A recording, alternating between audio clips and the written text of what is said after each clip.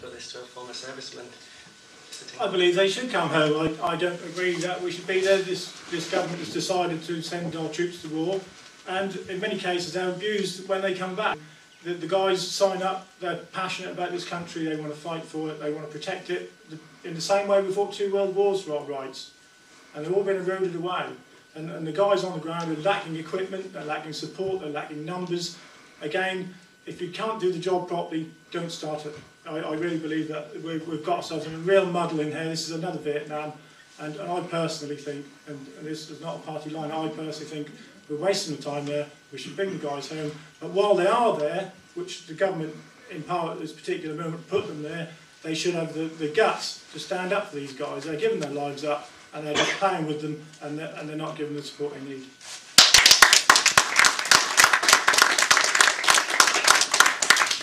I'm sure everybody knows what the Lib Dems stance was on the Iraq war, and we shouted it loud and clear, we were dead against it.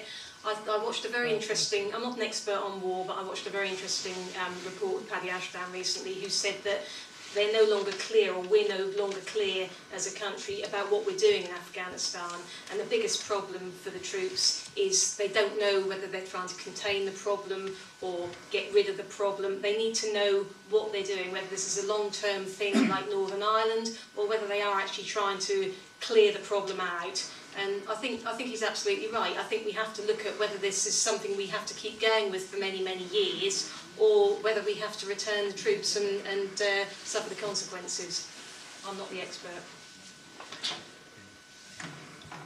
I'm interested by April's answer there.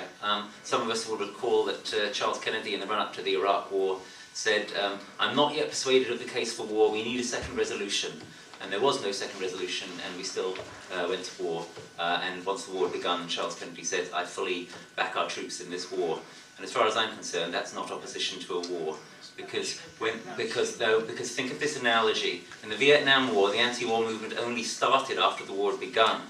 If you have to back your troops once the war's begun, then in Vietnam there would never have been an anti-war movement, because no one could have actually started opposing the war once it had begun.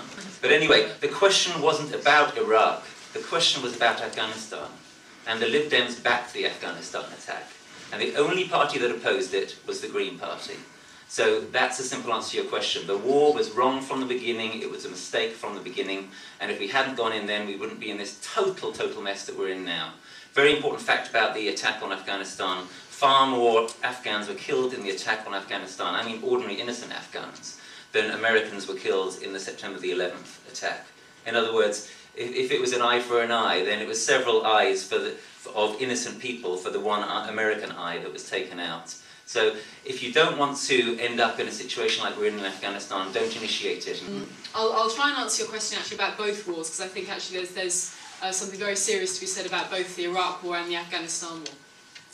And in both of those cases, I'll try to give you my personal reasons for my views on those two wars. In the case of Afghanistan, which came first chronologically, I was in favour of that, of going into the war with British troops. I was in favour of that because I believe that we did have a role to do to try to isolate and reduce the threat from the perpetrators of September the 11th, 2001. And I do believe in standing up in an international coalition to do that. So that was my personal view on Afghanistan. I'll give you my personal view as well on the Iraq War, which is that in that particular case, I think there was, at the time, believed to be some evidence around Saddam Hussein. I think actually, more recently, I think if we knew then what we knew now... A lot of us knew it then. Indeed. However, let me give you the second part of my reason why, which actually I think is much stronger, which is that I think, as a power in the world, we do have a responsibility to some groups who are less well off than ourselves, and by that I mean people who are suffering under a dictatorship. So at the time, I had a very strong view that we could have done some good in the world, much as we try to do now with our international development budget, and much as we try to do now in other ways as well, both domestically and abroad. My personal view is there was some good to be done in that sense, in that conflict, and indeed in Afghanistan as well.